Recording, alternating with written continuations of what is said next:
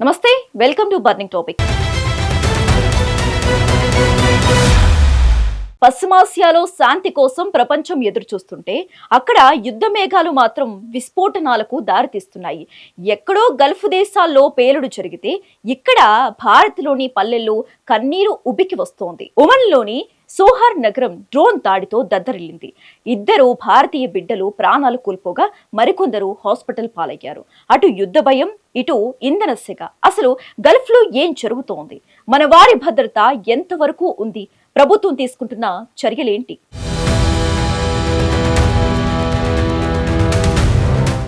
పశ్చిమాసియాలో ఉద్రిక్తతలు నివురుగప్పిన నిప్పులా ఉన్నాయి. ఈ సెగ ఇప్పుడు శాంతికి మారుపేరైన ఓమన్ కు కూడా తాకింది. సోహార్లోని అల్ వాహీ పారిశ్రామిక ప్రాంతంలో ఒక్కసారిగా కూలిన డ్రోన్ అక్కడ పనిచేస్తున్న భారతీయుల జీవితాల్లో చీకటి నింపింది. ఈ దాడిలో 2 భారతీయులు మరణించడం దేశాన్ని దిగ్భ్రాంతికి గురిచేసింది. కష్టం చేసి కుటుంబాలను సాదుకుందామనుకుని సముద్రాలు దాటి వెళ్లిన ఆ 2 కార్మికులు నిర్జీవంగా తిరిగి వస్తారని ఎవరూ ఊహించలేదు.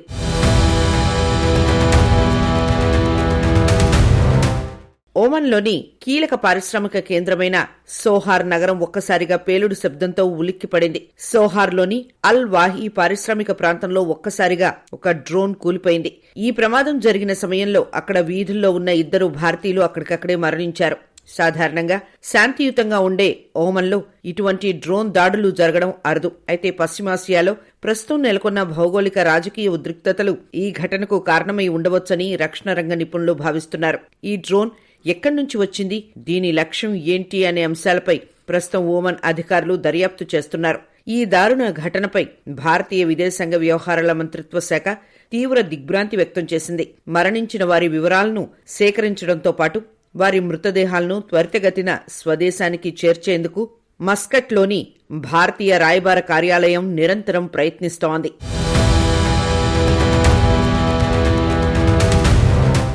గత కొంతకాలంగా పశ్చిమాసియా ప్రాంతంలో డ్రోన్ దాడులు, క్షిపణి దాడులు సర్వసాధారణంగా మారాయి. ఎర్ర సముద్రం సమీపంలో జరుగుతున్న పరిణామాలు, పొరుగు దేశాల మధ్య నెలకొన్న వివాదాలు అడపాదడపా ఓమన్ సరిహద్దులపై కూడా ప్రభావం చూపుతున్నాయి. సోహార్ నగరంలో ఒక వ్యూహాత్మక ఓడరేవు పారిశ్రామిక కేంద్రం. ఇక్కడ డ్రోన్ కూలిపోవడం అనేది కేవలం ప్రమాదమా లేక దీని వెనక ఏదైనా ఉగ్రవాద కోణం ఉందా అన్నది తేలాల్సి ఉంది. ఈ ప్రాంతంలో వేల సంఖ్యలో భారతీయులు ఉపాధి పొందుతున్నారు కాబట్టి ఈ ఘటన అక్కడి ప్రవాస భారతీయుల్లో ఆందోళన కలిగించింది.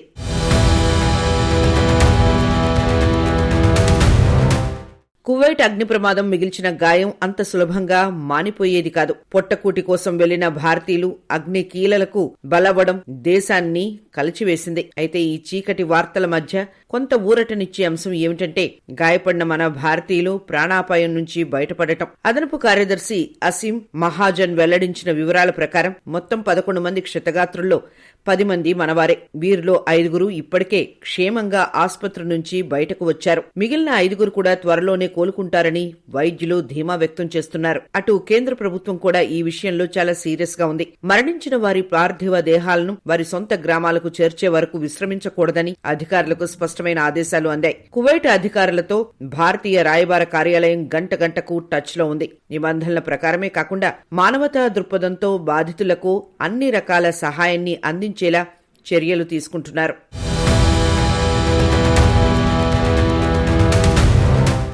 గల్ఫ్ దేశాల్లో నివసిస్తున్న 1 కోటి మందికి పైగా భారతీయుల భద్రతపై ప్రభుత్వం గట్టి నిఘా ఉంచింది. ప్రధాని నరేంద్ర మోదీ ఇప్పటికే ఇరాన్ అధ్యక్షుడు మసూద్ జెష్కియాన్తో ఫోన్లో మాట్లాడి ఈ ప్రాంతంలోని భారతీయ రక్షణ, ఇంధన రవాణా మార్గాల భద్రత గురించి చర్చించారు. మరోవైపు ఇరాన్లో ఉన్న సుమారు 170 మంది భారతీయులు భూ సరిహద్దు దాటి ఆర్మేనియాకు చేరుకున్నారని, వారిని త్వరలోనే విమానాల ద్వారా భారతదేశానికి తీసుకువచ్చే ఏర్పాట్లు జరుగుతున్నాయని అధికారులు తెలిపారు.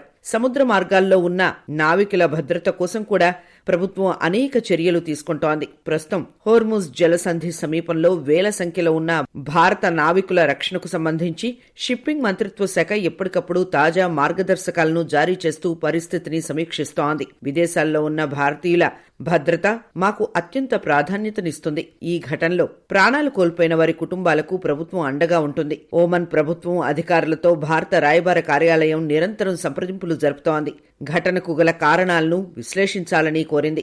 మృతుల కుటుంబాలకు అవసరమైన అన్ని రకాల చట్టపరమైన, రవాణాపరమైన సహాయ సహకారాలను అందిస్తున్నట్లు ప్రభుత్వం స్పష్టం చేసింది.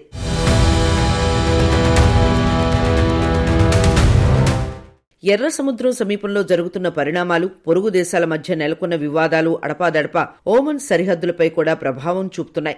సోహార్ నగరం ఒక వ్యూహాత్మక ఓడరేవు, పారిశ్రామిక కేంద్రం. ఇక్కడ డ్రోన్ కూలిపోవడం అనేది కేవలం ప్రమాదమా లేక దీని వెనక ఏదైనా ఉగ్రవాద కోణం ఉందా అన్నది తేలాల్సి ఉంది. ఈ ప్రాంతంలో వేల సంఖ్యలో భారతీయులు ఉపాధి పొందుతున్నారు కాబట్టి ఈ ఘటన అక్కడి ప్రవాస భారతీయుల్లో ఆందోళన కలిగించింది. హోర్ముజ్ జలసంధిలో వేల సంఖ్యలో ఉన్న భారత నావికుల రక్షణ ఇప్పుడు అతిపెద్ద సవాల్గా మారింది. షిప్పింగ్ మంత్రిత్వ శాఖ నిరంతరం పరిస్థితిని సమీక్షిస్తోంది. సముద్ర మార్గంలో ఉన్న నావికులకు ఎప్పటికప్పుడు తాజా మార్గదర్శకాలను జారీ చేస్తూ అప్రమత్తంగా ఉండాలని హెచ్చరిస్తోంది.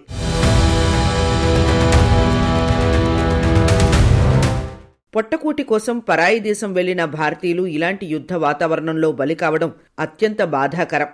ఈ ఘటనపై ఓమన్ ప్రభుత్వం జరిపే విచారణలో మరిన్ని వాస్తవాలు వెలుగులోకి వచ్చే అవకాశం ఉంది. మృతుల కుటుంబాలకు ప్రగాఢ సానుభూతి తెలియజేస్తూ అంతర్జాతీయ సమాజం ఈ ప్రాంతంలో శాంతి కోసం కృషి చేయాల్సిన అవసరం ఎంతైనా ఉంది.